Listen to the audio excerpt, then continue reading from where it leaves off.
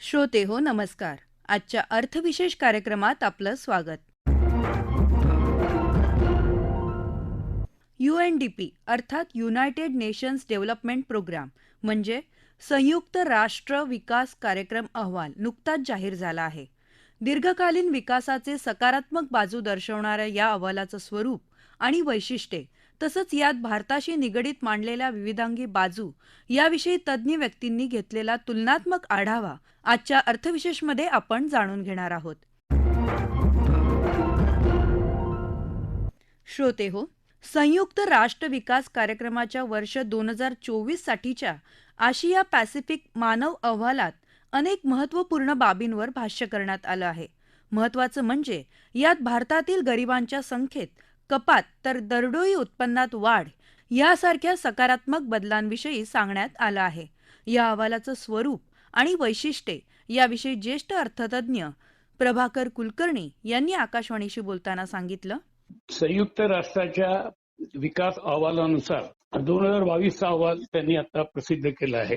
त्याच्यानुसार भारतामध्ये लोकांचं उत्पन्न वाढत आहे, पण संपत्तीमध्ये असमानता दिसून आहे. पण त्याच्यामध्ये त्यांना आढळून आलेलं आहे की लोकांची जी पॉवर्टी आहे म्हणजे गरिबी आहे ती 25%वरनं 15%वर 2015-16 आणि 19-20-21 या काळात कमी झालेली आहे. हे एक चांगलं चिन्ह आहे. त्याच्यानंतर आता 2024 एशिया पॅसिफिक ह्युमन डेव्हलपमेंट म्हणजे मानवी विकासच्या रिपोर्ट प्रमाणे यासंबंधी त्यांनी अनेक बदल सुचवलेले आहेत. कारण त्याच्या संबंधी त्यांनी अनेक जे चॅलेंजेस त्यांनी सांगितलेले आहेत ती म्हणजे सतत असमानता आणि व्यापक व्यत्यय येण्याचे खूप चान्सेस आहेत. या सगळ्याचा विचार करून तरी पण भारताच्या दृष्टीने काही अतिशय चांगल्या गोष्टी आहेत. त्या म्हणजे 2022च्या दरम्यान दरडोई उत्पन्न म्हणजे पर कॅपिटा इन्कम जे आहे आपलं ते $442 वरनं $2,389 पर्यंत वाढलेलं आहे. ही अतिशय चांगली गोष्ट आहे. त्याच्याशिवाय पुढच्या जे UNDPच्या या अहवालानुसार त्यांनी काही गोष्टींमध्ये लक्ष घालायला सांगितलेले आहे. ते म्हणजे मानवी विकास कसा करता येईल यासंबंधी जास्तीत जास्त लक्ष देणं त्यांनी गरजेचं समजलेलं आहे. त्यानुसार त्यांनी असं सांगितलेलं आहे की भारतामध्ये जास्तीत जास्त ज्या लोकांना काही कारणानुसार पुढे पॉवर्टी म्हणजे गरिबी वाढू शकते त्याच्यामध्ये महिला असतील, त्याच्यामध्ये अनौपचारिक वर्कर जे असतील ते काम करणारे कामगार आणि इंटरस्टेट मायग्रंट म्हणजे एका राज्यामधनं दुसऱ्या जाणारे जे कामगार असतात ते असतात. त्या दृष्टीने त्यांनी त्याच्यावर काम करायला सांगितलेलं आहे. पण याच्यामध्ये अजून एक गोष्ट अशी चांगली आहे की भारत हा एक देश मिडल क्लासचा आपला जो वाटा आहे तो आता 24% पर्यंत वाढण्याचे चान्सेस आहेत. म्हणजे global middle class growth 192 million पर्यंत जाण्याची शक्यता आहे. आता याच्या पुढे एशिया पॅसिफिक रिजन जो असेल तो जगाच्या 2/3 इन्कम 2/3 उत्पन्न यांचा असेल. या सगळ्याचा विचार करून भारताने त्याच्यामध्ये खूप प्रगती करण्याची गरज आहे. पण भारताने त्या दृष्टीने अनेक पावलं पण उचललेली आहेत आणि त्या दृष्टीने भारताने स्किल डेव्हलपमेंट म्हणजे कौशल्य विकास या दृष्टीच्या अनेक कार्यक्रम युनायटेड नेशनच्या सहकार्याने इम्प्लिमेंट करायला सुरुवात केलेली आहे.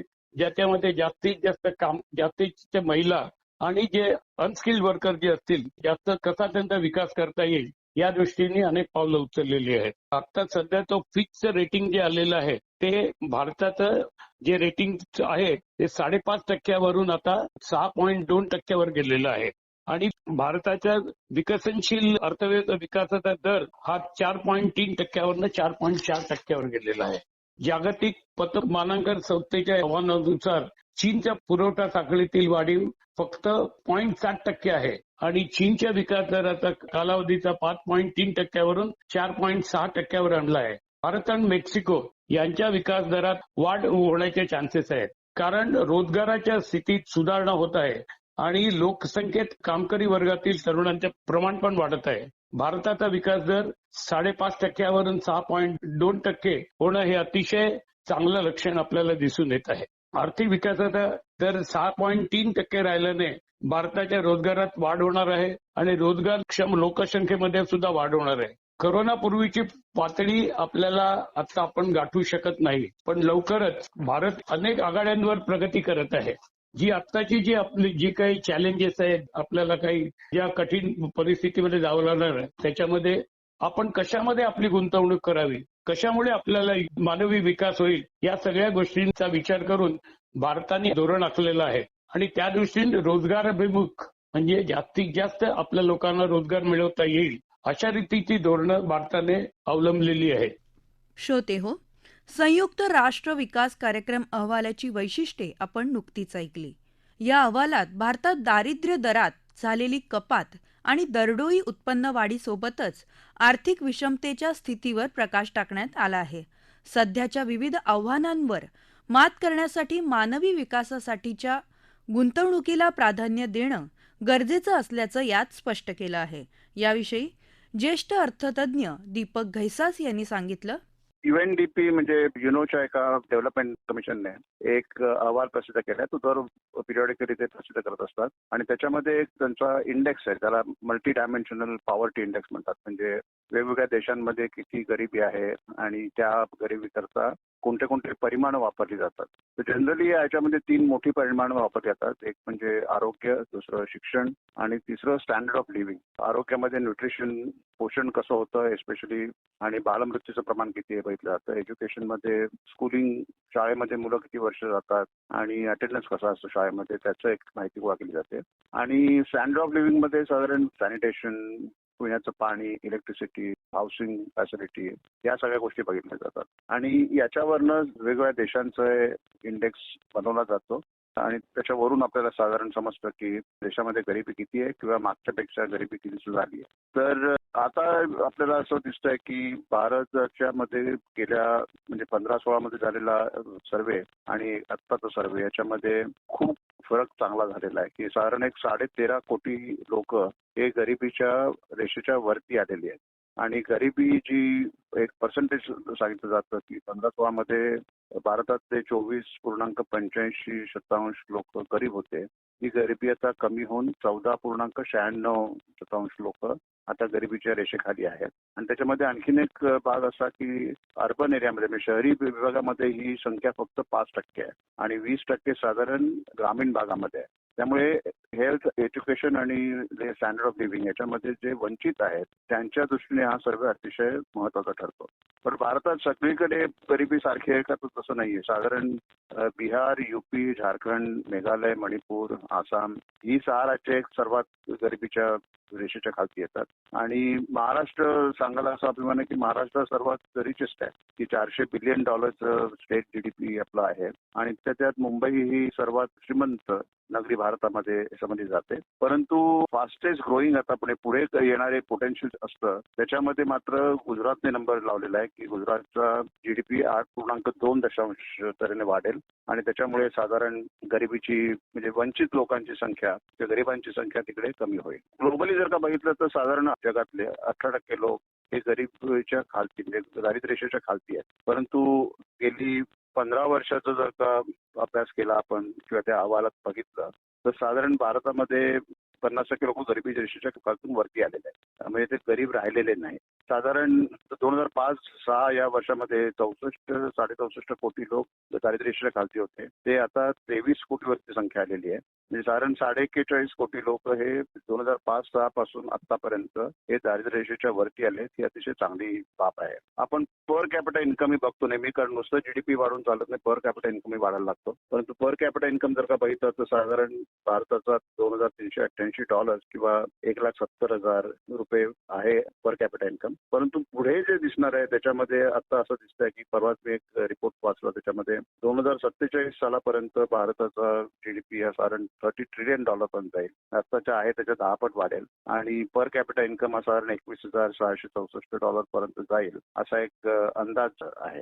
आता ते इतर सगळे अहवाल आपण जेव्हा बघतो तेव्हा लक्षात येतं की इकॉनॉमी जेव्हा वाढते त्यावेळेला, अर्थव्यवस्था जेव्हा वाढत असते त्यावेळेला साधारण एक के शेप मध्ये म्हणजे इंग्रजी के अक्षर जे असतं त्याप्रमाणे लोकांची भरभराट होत असते. म्हणजे काही लोक जास्त श्रीमंत होतात, काही लोक जास्त गरीब होतात आणि हा जो के शेप डेव्हलपमेंट आहे ती अपरिहार्य असते काही प्रमाणात. परंतु ज्याच्या के मधल्या 2 दांड्यांचा जो अंश आहे तो किती कमीत कमी ठेवता येईल याच्याकडे साधारण सरकारचं लक्ष असतं. आणि जेव्हा GDP वाढत राहतो किंवा वाढत असतो आणि आज आपली इकॉनॉमी जगामध्ये 5व्या स्थानावर आहे, ती पुढे जाऊन 3ऱ्या स्थानावर येईल. आणि आजही बघितलं तर PPP ज्याला म्हणतात, परचेस पॅरिटी, तर त्याच्यामध्ये जर का बघितलं तर आपण आजही 3ऱ्या स्थानावर आहोत आणि पर कॅपिटा कॅपिटा इन्कम $400च्या आसपास आहे. हे जर का सगळं चित्र बघितलं तर भारतामध्ये जी इकॉनॉमी वाढतीये त्याचा फायदा लोकांना होतोय. त्यामुळे दारिद्र्यरेषेच्या 50% लोक वरती आलेले आहेत. त्यामुळे ही भरभराट होत राहणार. अर्थात हे भरभराट होत असताना श्रीमंत अधिक श्रीमंत होणार, पण गरीब जास्त गरीब होणार नाही. त्याकडे लक्ष देणं माझ्या मते आपल्या सगळ्यांच्या दृष्टीने महत्वाचं, खास करून इकॉनॉमी मध्ये इंडस्ट्री आणि गव्हर्नमेंट या लोकांनी बघितलं पाहिजे की जास्तीत जास्त लोकांचं एलिव्हेशन किंवा दारिद्र्याच्या वरती कसे येतील. आणि आता जे 23 कोटी लोक आहेत आणि त्यातले तर ग्रामीण भागामध्ये जे जास्त लोक आहेत त्यांना कसा उद्धार करता येईल. यामध्ये आता जे इन्फ्रास्ट्रक्चर आपलं वाढत आहेत ते बांधले जात आहेत. त्यामुळे ग्रामीण भागातही ह्या इकॉनॉमीचे फळं मिळायला सुरुवात होईल. आणि आतापर्यंत जी परिस्थिती दिसत होती की ग्रामीण भागात जास्त गरिबी आहे ती हळूहळू कमी व्हायला लागेल. आणि त्याचा एक साधारण पडताळा आता सध्या येतोय, कारण त्या तऱ्हेने डिमांड वाढतीये ग्रामीण भागामध्ये. याचा अर्थ लोकांकडे पैसे हळूहळू येत आहेत आणि ते आले की ती गरिबीच्या रेषेच्या वरती होतील अशी आशा करायला हरकत नाही. एकंदरीत बघितलं तर मला वाटतं हा अहवाल आपल्या दृष्टीने चांगला दिसतोय, कारण न्यूज चांगली आहे, बातमी चांगली आहे. परंतु अजूनही जे 23 कोटी लोक आहेत त्यांची काळजी करणं आपल्याला अत्यंत जरुरी आहे. जीडीपी वाढणं जितकं जरुरी आहे तितकं समानतेने त्याचं वाटप कसं होईल किंवा जास्त गरीब कसे नाही होणार आणि वरती कसे येतील इकॉनॉमिक स्टॅटामध्ये हे बघणंही अत्यंत महत्वाचं आहे. माझ्या मते आतापर्यंत ज्या तऱ्हेने भारताची इकॉनॉमी, इन्फ्रास्ट्रक्चर, डिजिटायझेशन या गोष्टी होत आहेत आणि त्याचा फायदा लोकांपर्यंत पोहोचतोय. आणि जनधन योजना किंवा आधार कार्ड याच्यासारख्या माध्यमातून डायरेक्ट क्रेडिट लोकांना मिळत आहेत. या सगळ्याचा क्युम्युलेटिव्ह फायदा लोकांना मिळेल. आणि एकंदर सॅनिटेशन म्हणा किंवा ड्रिंकिंग वॉटर, पिण्याचं पाणी, संडास बांधणं किंवा स्मोकलेस किचन ठेवणं या सगळ्यामुळे स्टँडर्ड ऑफ लिव्हिंगही लोकांचं वाढेल. आणि त्यामुळे मला वाटतं पुढच्या अहवालामध्ये भारत आणखीनही खूप चांगली प्रगती करेल असं मला स्वतःला विश्वास वाटतो. श्रोते हो, संयुक्त राष्ट्र विकास कार्यक्रम अहवालात विविध देशांमधील आरोग्य, शिक्षण आणि जीवनशैलीचा अभ्यास करून निष्कर्ष काढण्यात आले आहेत. भारतात 2015-16 साली झालेल्या सर्वेक्षणाच्या तुलनेत आत्ताच्या सर्वेक्षणात देशातील 13.5 कोटी नागरिक गरीब रेषेच्या वर आले असल्याचं नमूद करण्यात आलं आहे. अर्थात यासाठी भारत सरकारनं विविध योजनांच्या माध्यमातून अवलंबलेलं धोरण कारणीभूत आहे. देशाच्या आर्थिक विकासाकरिता आवश्यक असलेल्या नैसर्गिक संसाधनांचा विकासासाठी देखील केंद्र सरकारकडून पावलं उचलण्यात आली आहेत. यासोबतच या क्षेत्रात संयुक्त राष्ट्रांच्या सहकार्यानं केंद्र सरकारनं सर्वांगीण विकास साधण्यासाठी आवश्यक धोरण अवलंबल्याचं दिसतं. एकूणच गरिबी रेषेखालील नागरिकांच्या संख्येत कपात होणं, दरडोई उत्पन्नात वाढ होणं या भारताच्या विकासाच्या दिशेनं सुरू असलेल्या वाटचालीचं द्योतक म्हणावं लागेल. हा आलेख असाच उंचावत राहिला तर गरिबी आणि श्रीमंतांमधली आर्थिक दरी कमी होण्यास आणि भारताचं आर्थिक महासत्ता बनण्याचं स्वप्न पूर्ण होण्यास नक्कीच मदत होईल. श्रोते हो, आपला अर्थविशेष हा कार्यक्रम आपण न्यूज ऑन AIR या ॲपवरही लाईव्ह ऐकू शकता. यासोबतच आमच्या मुंबई एअर न्यूज या यूट्यूब वाहिनीवर कार्यक्रमाचं ध्वनिमुद्रण आपल्याला कधीही ऐकता येईल. श्रोते हो, याबरोबरच आजचा अर्थविशेष हा कार्यक्रम संपला. हा कार्यक्रम आकाशवाणी मुंबईच्या प्रादेशिक वृत्त विभागानं सादर केला. संपादक आणि सादरकर्त्या सरस्वती कुळेकर, निर्मिती सहाय्य त्रिशरण कांबळे, लेखन आणि समन्वय विनोद देशपांडे आणि निवेदन दर्शना जोगदनकर.